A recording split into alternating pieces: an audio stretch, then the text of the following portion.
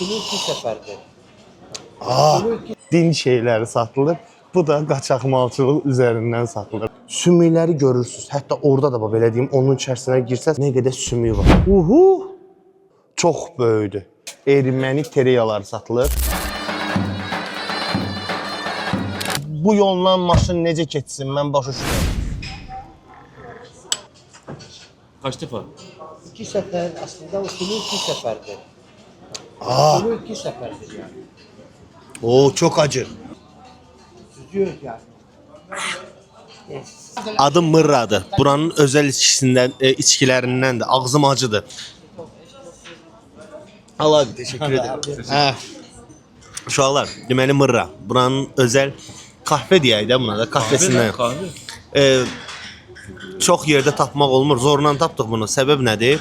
Bu bir günə həll olan bir şeydir. Yəni bunu qaynadıb sıraz vermirlər. Bir gün qaynayır. Tam-tamına bir gün qaynamalıdır Mırra və çox acı olur. İndi abi belə şey eşitməmişəm. Mən eşitmişəm ki, bunu sol əllə olmaz almaq, sağ əllə alırsan və bu sadəcə içki deyil də, buranın mədəniyyətlərindən biri sayılır. Lazımlı mədəniyyətlərindən biri sayılır. Amma dedi ki, 2 dənə aydan artıq içilməz dedi, hə? Mən 3 dənə içdim, ən maksimumunu içdim. Çox acıdı və düşünürəm Tadı böyle kofeinin az şekerlisine olmuş. Çok az içine böyle tatlandırılmış gibi. Espresso'nun- Teşekkür ederim, sağ olsun.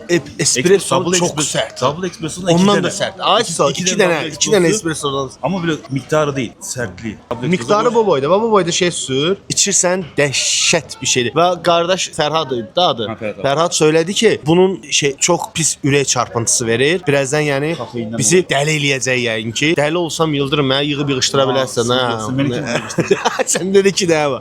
Tamam uşaqlar, Mırranda içdik. Biz yolumuza devam edirik. Getdik uşaqlar, görüşərik. Millət, yolumuzun üstündəykən gəldim sizə Dara Antik kenti göstərməyə. Deməli, deyilənə görə buranın hal-hazırda göstərəcəm indi. Göstərəcəm hissəsi %25, %30'udur üzə çıxan. Bunun yəni %70'i düşünün hələ də tapılmayıb, hələ də aşağıdadır. Bura zəlzələ nəticəsində şəhər çökmüş, qalmış torpağın altında və burada qayalar ovularaq evlər kimi şərait qurulub və yaşayıblar. Gedək indi görək bu nədir. Mən düşünürəm ki, burada əvvəl yaşayanların hamısı heç biri Yıldırım kimi olmayıb. Hamısı mənim kimi olub. Boy hizasına baxın yəni. Yəni bəlkə də məndən də balaca olublar, amma yəni məndən Yıldırım boyda olmayıblar. Bu qətidir, bu dəqiqdir. Bax, buna bax, buna bax. Hop, girdim.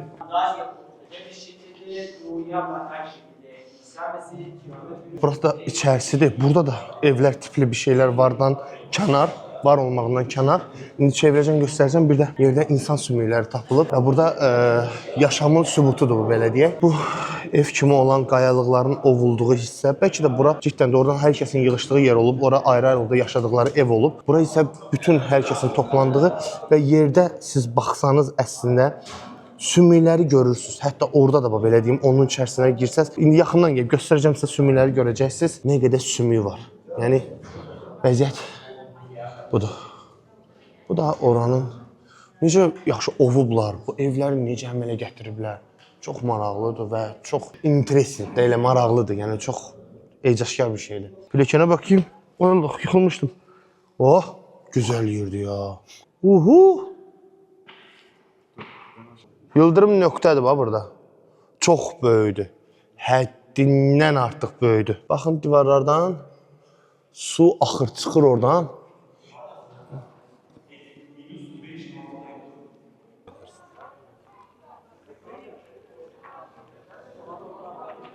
Uşaqlar, Darada artıq göstəriləcək bir şey yoxdur. Yəni burada çox vaxt girmək istəmirəm. Gördüyünüz kimi ancaq qayalar ovulmuş evlərdir. Görməyə dəyərmi? 100% görməyə dəyər. Qəşəng şəkillər də çəkdirmək olar burada hətta. Burada gələ bilərsiniz. Təkrar edilən muzey pulsuzdur. Və biz hal-hazırda gedirik Google Maps-də belə adı Qaçaqmalçılıq çarşısı deyilən bir yerə. Niyə Qaçaqmalçılıq çarşısı? Adından bilindiği kimi qaçaqmalçı mallar satılır burada. Uşaqlar baxın, burada artıq 2 qatlıdır ya sərhəd bir yerdən sonra. 1, 2, 3-cü də bu tikanlar düz qarşımızda olan. 3 dənə hissədə tikan qoyulub, amma yenə də bu tikanlara baxmayaraq Suriyalılar necəsə qaçıb bu ölkəyə daxil ola bilirlər. Hətta buranın əraziləri özləri minalanıbdır. Hə, minanda yəni adamlar tapırlar, rahatca daxil ola bilirlər.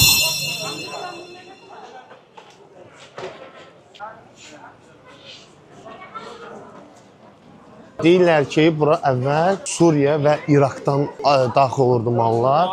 Nə gömrük haqqı ödənilir, nə də vergi haqqı ödənilir. Bu mallar necə daxil olurdu? Bu tərəfdən bir tərəf sərhədin bir başından mal atılır, bir başından da pul atılır və orta razılaşma ilə bunlar qaçaqçılıqla malı keçirirdilər. Və deyim ki, burada məsələ burasındadır ki, açıq aydındır. Yəni burada gizlədiləsi heç bir şey yoxdur. Heç kim heç kimdən heç şey gizlətmir. Bunun qarşısı niyə alınmır? Dövlətin və polisin xəbəri olduğu halda. Ona görə alınmır ki, buradakıların artıq yaşamı bu cürə qurulub. Bu adamların yaşamına müdaxilə eləsə, hər şey sistem belə qurulubdur. Burada bu ərazidə olan insanlar zaten belə yaşayırlar. Sən təsəvvür edə girsən bir dənə fırlanağa yenə də o tərəfə. Təsəvvür edə bir xalqın yaşamasının qarşısını almaq üçün girib bir müdaxilən olur. Ondan sonra onların bütün işi, həyatı, aclıqları mövcud. Oğurluq da ola bilər, ofis olar, bu ofis ola bilər. Nəysə uzun sözün qısası, ölkəyə daxil olan orijinal və qeyri-orijinal bütün qaçaq mallar bax buradan yayılır. Deməli dostlar, hal-hazırda bir mağazaya girmişəm. Bunların heç biri orijinal deyil, İraqdan gəlmədir, amma satılır. Belə geçər misin? Üzlərini göstərməmək üçün adamların belə çəkişlər eləyən. Bax, İraqdan gəlir. Bunlar da, biliyorum. Bu da, yəni, orijinal mi, orijinal deyil? Orijinaldir, amma bu da İraqdan gəlmiş göstərilir. Yəni, bunlar dediyim kimi qaçaq malçılıqla bura daxil olur. Məsələn, siz burada heç yerdən Marlboro tapa bilməzsiniz. Türkiyədə bu Marlboro-nu, qırmızı Marlboro-nu heç bir halda tapa bilmədiyi halda gəlib amma buradan tapa bilirsiniz. Həmçinin parlament falan filan, bu bahalı sigaretlər və xarici sigaretlərin heç bir. Burada sigaretlərin mütləqdir ki, hamısı üstündə belə bir şey olsun. Bu, Kıbrıs malı, eləmi?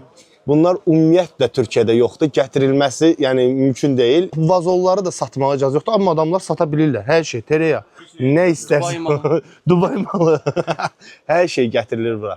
Deməli uşaqlar, bax bu skoçlanır da, normalda bu belə gəlməməlidir. Belə bir formada olur və karobkanın içərisində olur. Amma karobkanı tollayırlar, qaçan malçıq olduğu üçün bu formada skoçlayırlar, gətirirlər. Başqa yolları da oldu ki, qatırlarla, eşşəklərlə də sərhəddən keçirdirlər. Qatırın dalından vururlar, göndərirlər o biri tərəfə. Bu biri tərəfdə də biri qarşılayır, yəni üzəri dolu malla. Çox rahatlıqla yəni əldə eləmək olur. Burada çətin və yenə deyirəm, hər kəs bunu bilir. Mən indi bax çəkməyə çalışıram, bir dənə xahişləri odur ki, üzümüzü çəkmə. Deyirəm, zaten hamı bilir, bilir, amma yenə də çəkmə də. Amma nəyi çəksən çək, problem yoxdur. Məhsullar necə gəldiyini də danışırlar. Hadisələrin necə baş verdiyini də danışırlar. Çox rahatdılar bu barədə. Heç bir problem yoxdur. Çox qəribədir, yəni adamların yaşamının bu cürə qurulduğu, dövlətin bundan xəbəri olduğu halda hər şeyin belə rahat davam eləməsi çox qəribədir. Mən səhv anlamışam uşaqlar. Bunların deməli normalda havalı olur axı, havası dolu olur və şiş olur. Bunları gətirəndə onların havası belə mane olur yer tutumu cəhətdən çox olduğunda. Az bir hava belə onu belə qısıtlamaq üçün, yeri azaltmaq üçün adamlar bu skoçlamanı onun üçün eləyirlər ki, pramı ölçü Oylusundan öyle məsələ. Necə köməm? Əslində bu onun üçün olunur ki, yer az tutsun. Bunun birini tutduğu halda sərhəddə tutsalar ki, bunu sən gətirmisən, məhsul gedir, bunun söhbəti getmir. Məhsul sənin əlindən zaten çıxır. Əlavə olaraq da bunun bir dənəsinə 20 dollar pul ödəyirsən. Ona görə bunlar belə skoçlanır maşının altına. Hara gəldi də, hara gəldi. Çox üzr istəyirəm. Deyir ki, bir dənə tünə soxmadıqları qalıbdır ki, bunu gətirmək üçün. Amma bir yolla gətirirlər bunu.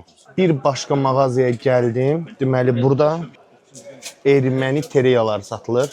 Ermənidən İraqa keçir, İraqdan bura gəlir. Ermənilər də bu işin içindədirlər. Dostlar, bu mağazada hacılar üçün əşyalar satılır. Təbii ki, bunlar da qaçaq malçılıqla satılır. Yəni, fikirlərimi nə ifadə edeyim bilmirəm, amma ümid edirəm, siz başa düşürsünüz nə demək istəyirəm. Bütün hacı malları namaz qılmaq üçün, namaz üçün əşyalar. Baxın, bu da hacı özürləri, hacı malzəmələri, hacı şeyləri satılır, yəni din şeyləri satılır. Bu da qaçaq malçılıq üzərindən satılır. Burada da bir haramla, bir halal iş görürlər. Halalla haramın bir yerdə işlədiyi şeydir burası. Bu Samsung, iPhone 17 Pro Max-ı görmüşsünüz təzəni. Baxın, 17 Pro Max. Bu da başqa iPhone. Yəni anladığınız hər şeyin hər cürəsi var burada. Deyir, bura qardaşım dedi ki, bura bizə həm də küçük Çin deyirlər yəni. Yəni orijinal da var, amma orijinal olmayan da var hər bir məhsulun. iPhone 17 satılır, amma üstündə skoç var. Bax, onun da, ona bax, vəziyyətinə bax. Vəziyyətinə görə, amma bu da satılır. Hər şey var. Adam bax, gördü ki, çəkirəm, qaçdı, girdi içəri. Üzlərini görsən məni istəmirlər, amma hər şey var, hər bir məhsul var. Birinə fasonda bax, karobkaların. Bu boşuna bu gündə deyil də 5 dənə mal gəlib pis günə qalıblar deyil. Pis gündə gətiriliblər deyən o gündədirlər. Bundan əlavə insanları əyləndirmək üçün ortalığa Pikachu da buraxıblar. Pikachu da var. Pikachu seni çok güzel. Dikkat çarptırsın. Çıxırıq, dediyim təkrar, yolumuz indi Urfa'yadır.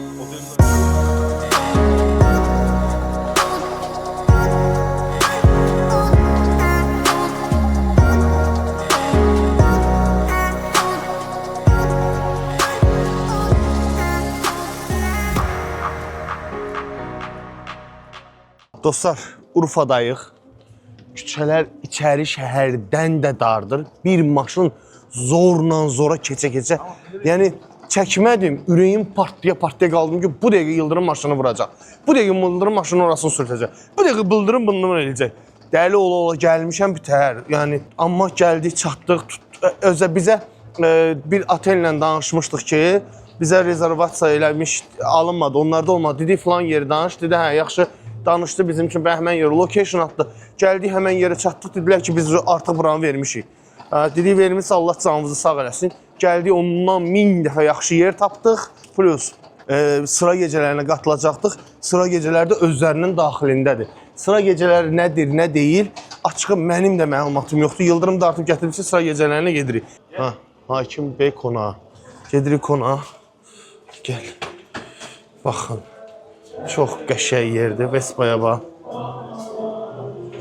Belə fontanı var ortada.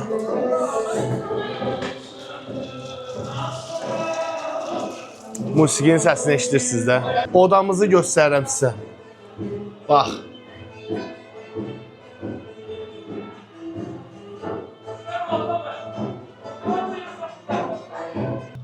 Ay, hamamız adı da qəşəngdir, qardaş. Bax, təsadüfi. Hər şey təsadüfə baş verib, tapmışıq. Amma hər şey superdir, qardaş. Hər şey super. Burası sıra gecələri. Ətraflı məlumat bitincə veriləcək. Amma nəyin necə olduğunda gedişat boyu görəcəksiniz. Ateli 2500 liraya razılaşmışıq. Və sıra gecələrinə də adam başı 1200 liraya razılaşmışıq. Urfadayıq uşaqlar, Urfada. Çox gözəldir.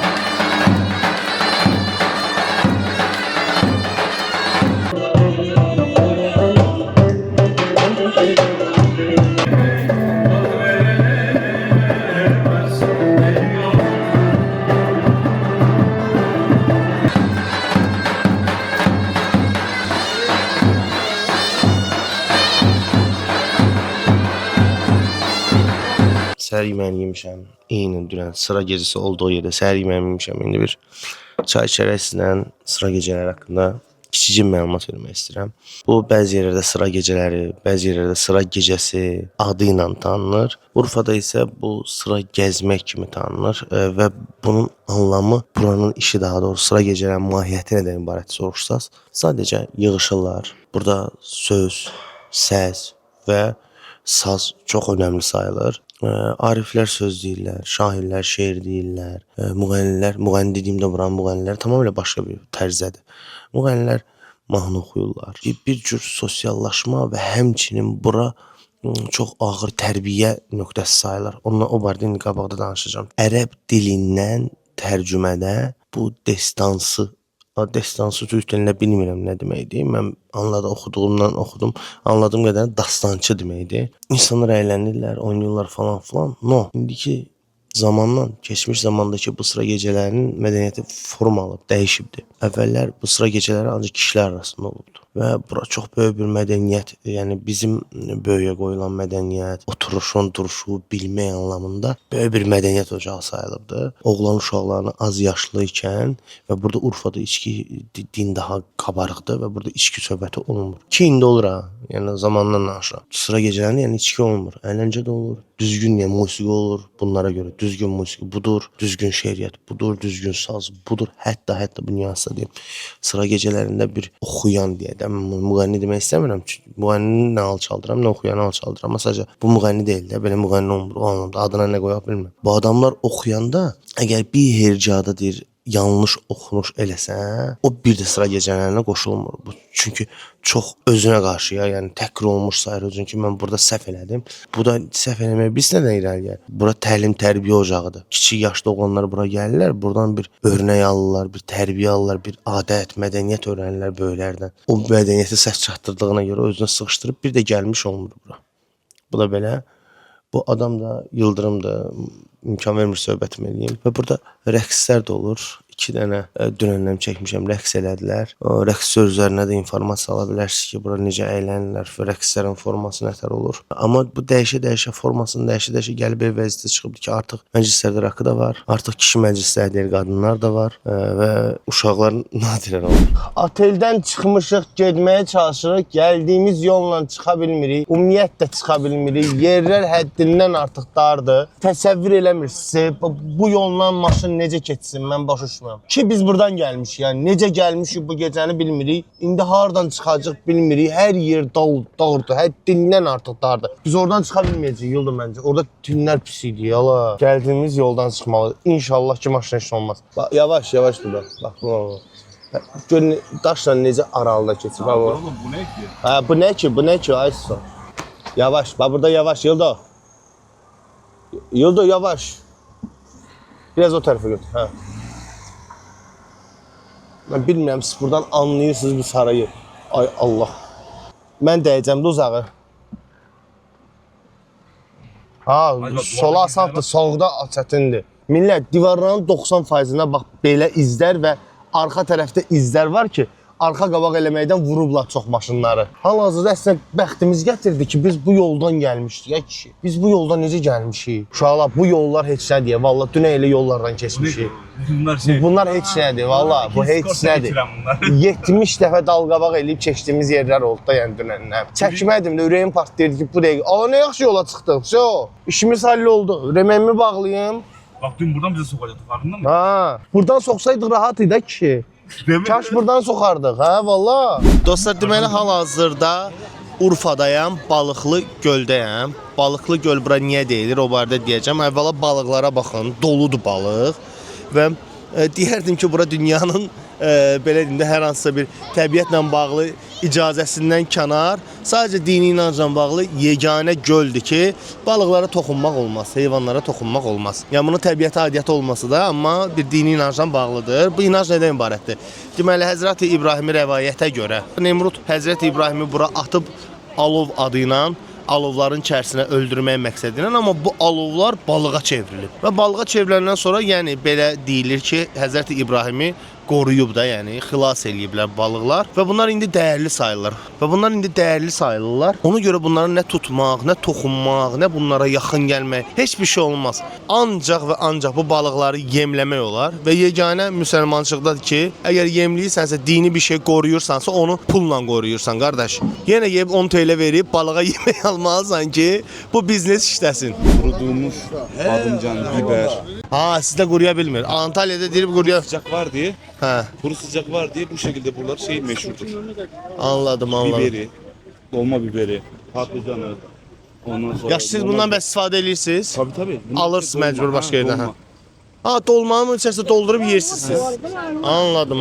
Kurudulmuş daha güçlü olur. Ha, tamam. Gedək? Getdik. Görüşərik.